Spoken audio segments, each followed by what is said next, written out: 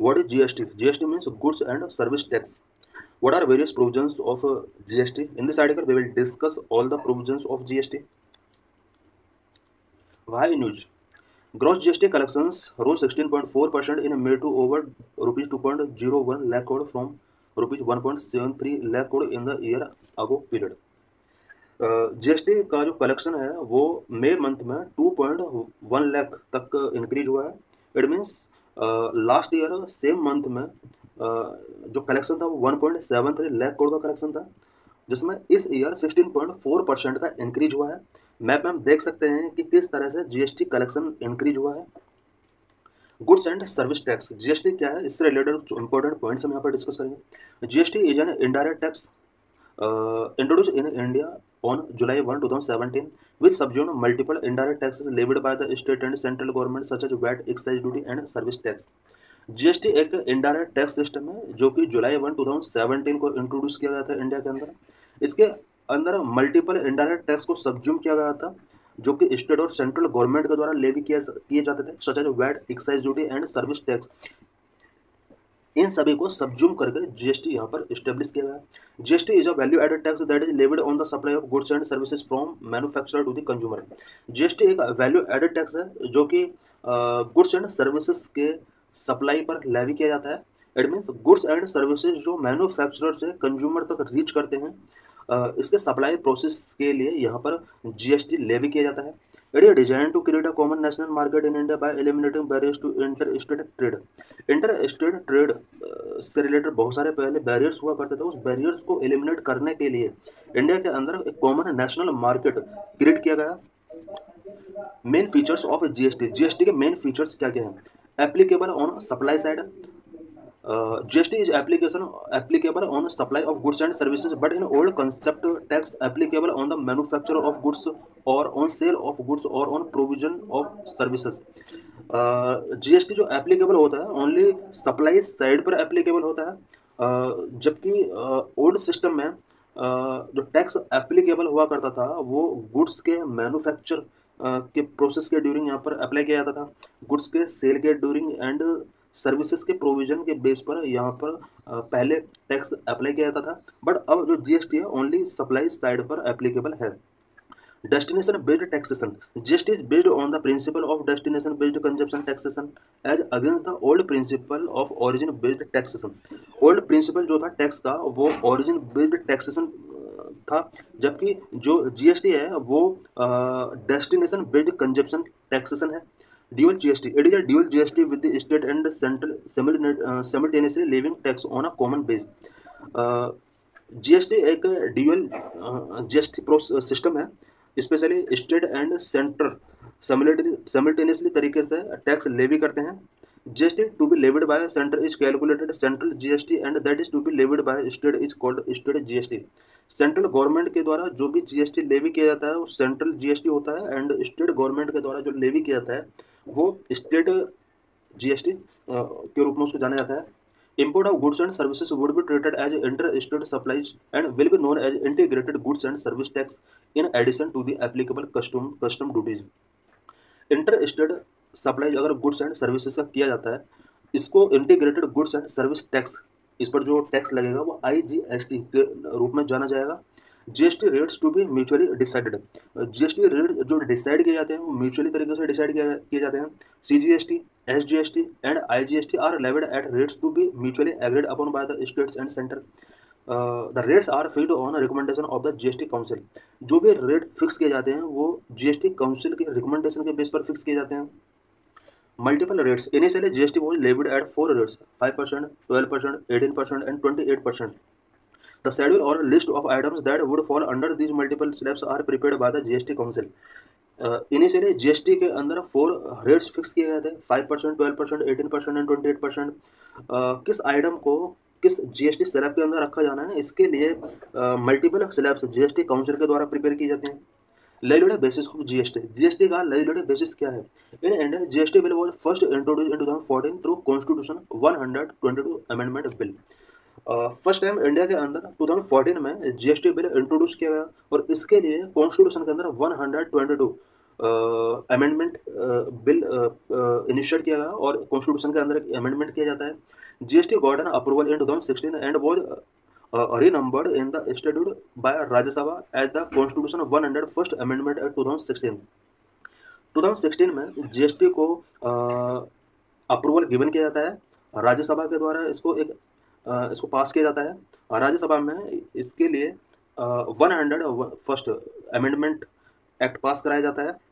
It's provisions central GST cover excise duty, service tax etcetera, state GST cover VAT, luxury tax etcetera, integrated GST cover inter state trade.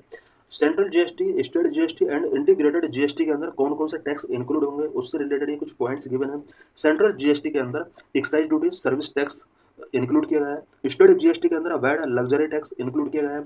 Integrated GST के अंदर inter state trade cover किया गया है। IGST is not a tax but a system to coordinate state and union taxes. IGST को tax नहीं है, ये एक स्टेट और यूनियन टैक्स को कोऑर्डिनेट करने के लिए एक सिस्टम है। आर्टिकल 246A, स्टेट है power to tax goods and services. Goods and services पर टैक्स इम्पोज करने की पावर स्टेट को गिवन की गई है आर्टिकल 246A के under. GST council, article 279A, to administer and govern GST, GST council is formed by the president.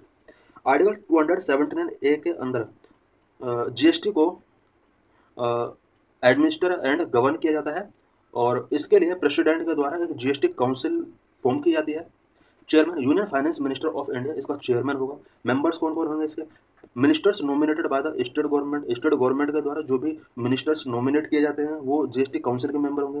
The council is divided in such a way that the centre will have 1/3 यानी 33% voting power and the state have the 2/3 यानी 66% voting power.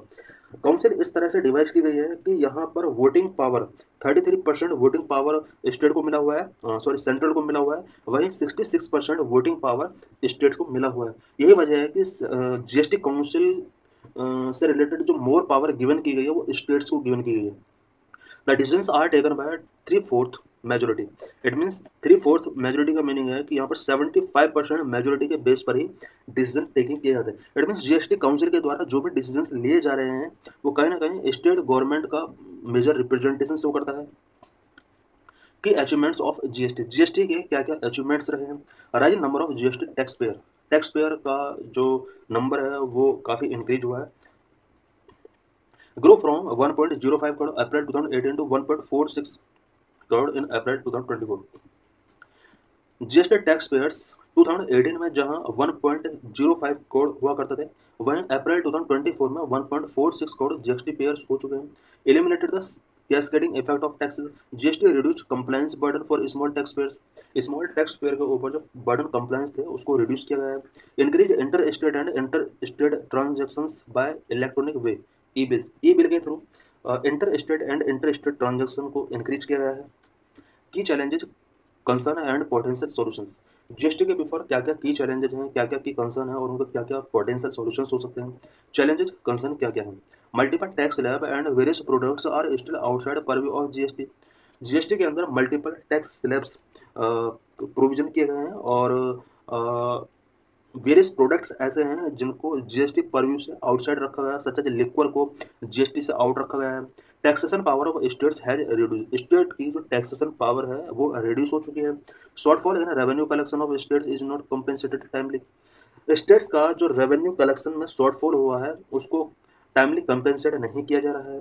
Potential solutions क्या क्या हो सकते हैं? Need to rationalise tax structure, reducing the number of tax slab, tax structure को rationalise करने की जरूरत है एंड जो टैक्स स्लैब्स का जो मल्टीपल नंबर्स हैं उसको रिड्यूस करने की नीड है। Revenue loss of state should be compensated on time, state को जीएसटी की वजह से जो रेवेन्यू लॉस हुआ है उसको टाइमली कंपेंसेट किया जाना चाहिए। Early operationalising all the benches of the GST appellate tribunal, GST appellate tribunal की जो ऑल बेंचेज हैं उसको अर्ली ऑपरेशनलाइज किया जाना चाहिए। This is PYQ related to this article. Consider the following items. 2018 में क्वेश्चन पूछा गया था। Central cereal grains hulled, chicken eggs cooked, fish processed and canned, newspapers containing advertising material, which of the above items is are exempted under GST goods and service tax. इनमें से कौन कौन से items हैं जिनको जीएसटी से exempt किया गया है? Answer is 1, 2 and 4। It means यहाँ पर सीरियल ग्रेन्स को जीएसटी से आउट रखा गया है। चिकन एग्स कुक्ड जीएसटी से आउट रखा गया है। फोर्थ, न्यूज़पेपर्स को जीएसटी से आउट रखा गया है। Containing advertising material only fish processed and canned, इन्हें यहाँ पर जीएसटी के अंडर रखा गया है। This is second PYQ। What are the most likely advantages of implementing goods and service tax, GST को इम्प्लीमेंट करने के सबसे बड़े क्या क्या एडवांटेजेस हमें मिले हैं, 2017 में क्वेश्चन पूछा गया था। Option number 1, it will replace multiple tax collected by the multiple authorities and will thus create a single market in India. GST multiple tax को रिप्लेस करेगा और सिंगल मार्केट इंडिया के अंदर क्रिएट करेगा, ये ऑप्शन सही है। Option number 2, it will drastically reduce the current account deficit of India and will enable it to increase its foreign exchange reserves, option is wrong. It will enormously increase the growth and size of economy of India and will enable it to overtake China in the near future. This option is also wrong. Select the correct answer using the code given below. Answer 1 is correct, यानी option A is